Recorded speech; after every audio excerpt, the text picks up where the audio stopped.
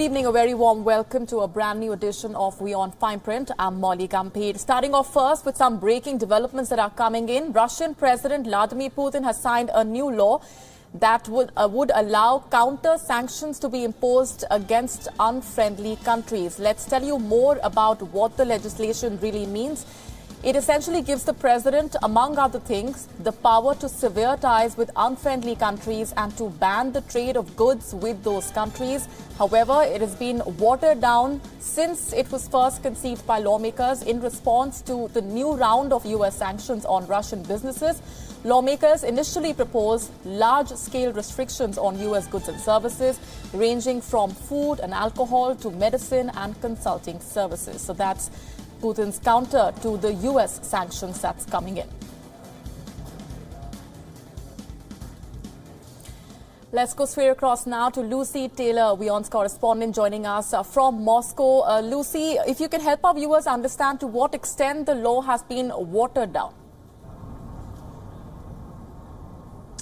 Well, this law was originally discussed by lawmakers in the Russian parliament shortly after those sanctions were brought in by the US. In April, the US brought in sanctions against Russian businessmen and against their companies and against government officials, on top of what were already fairly wide-ranging sanctions against US intelligence agencies, defense operations, and many other government entities like that. So this law was discussed by lawmakers shortly after that, and those members of parliament were speaking in very strong terms about the need to react to those. So as you said, they were discussing measures to ban the trade of not just any goods, but medicines, food, alcohol, and consulting services, financial services, legal services, and restrictions on US citizens in Russia who are living in Russia.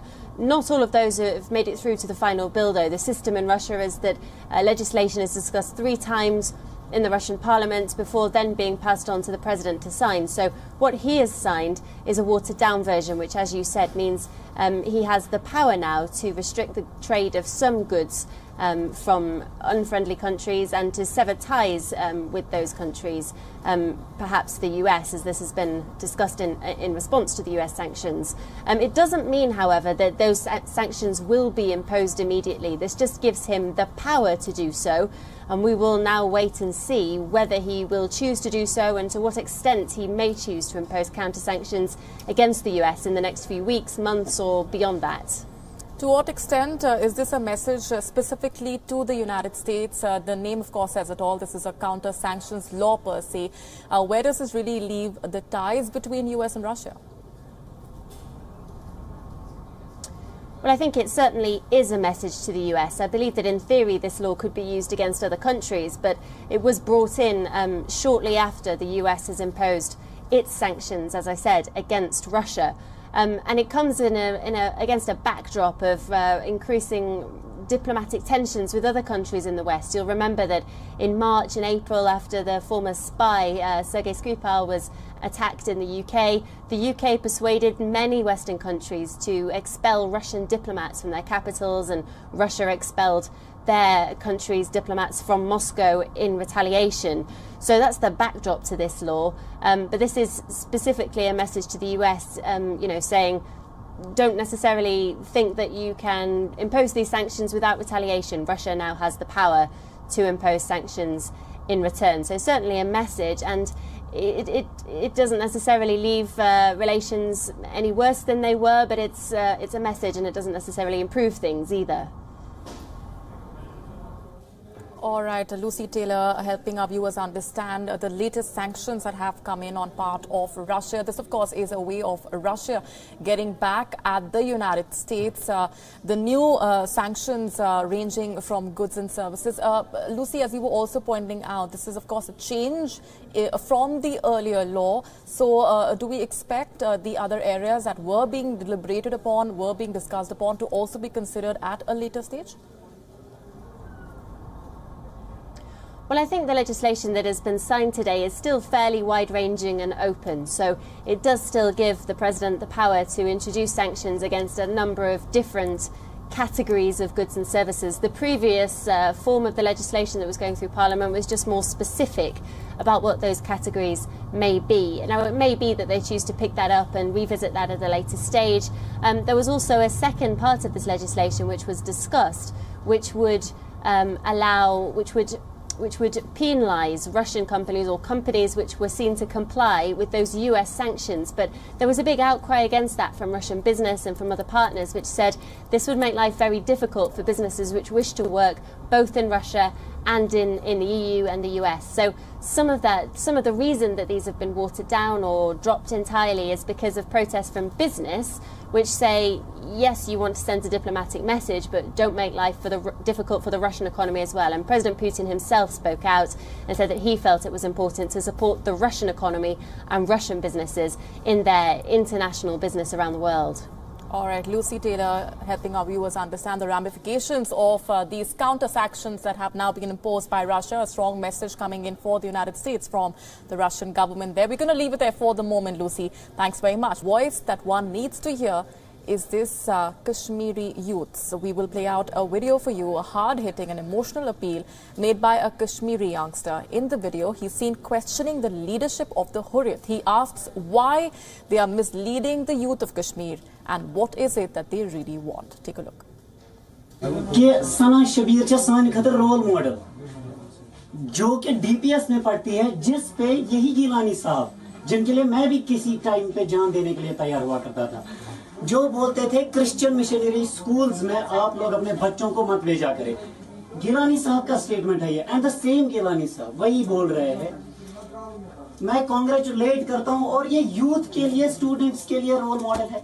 जबकि कैसर जिसकी 2 बहनें, जिनको ये भी पता नहीं कि शहादत है क्या, अब निज़ाम मुस्तफा चलाएंगे.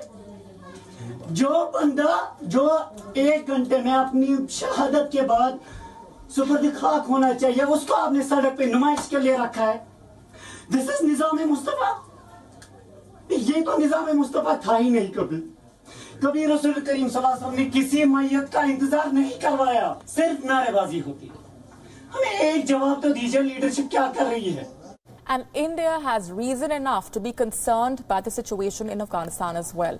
India has invested more than $2 billion in projects in Afghanistan. More than 150 Indian professionals and technical experts work in the country.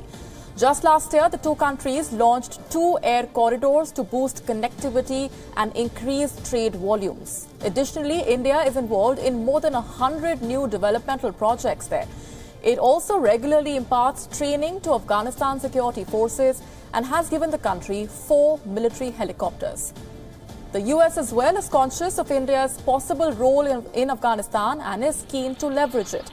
In fact, just this past Saturday, the US Defense Secretary said this when asked why the US considered India as a player in the Afghanistan strategic theatre. We put together several strategies, and one common theme in our Indo-Pacific strategy, and certainly in what we called our South Asia strategy, which was the one that within which we contribute to the NATO-led campaign in Afghanistan, a theme. These are not exclusive strategies. These are not confrontational strategies. They are based on the idea of cooperation. For example, we regionalized our strategy in South Asia, so we were not looking at Afghanistan in isolation. And obviously, when you look at South Asia, then Pakistan and India were 2 of the nations we had to consider. Their legitimate security interests, their potential role in restoring peace in an area where a war has gone on too long already. India remains cautious about its involvement in Afghanistan, though. The security situation in the country plays a key role in that approach. Just last month, 7 Indian engineers working for a power company in Baghlan province were kidnapped. No group has claimed responsibility for the kidnappings, but local agencies believe the Taliban is behind that abduction, though the Afghanistan government has assured India that it will do everything it can to secure their release. No breakthrough has been made almost a month later.